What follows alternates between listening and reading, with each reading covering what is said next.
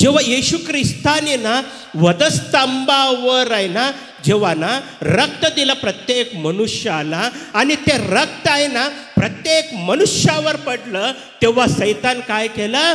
माझं काम संपलं, आता मी आरलो समजून घेतलं सैतानाने. सैतानाला हरवलं कोण? येशूच्या रक्त. सैतानाचे विचार नाश केलं कोण? येशूच्या रक्त.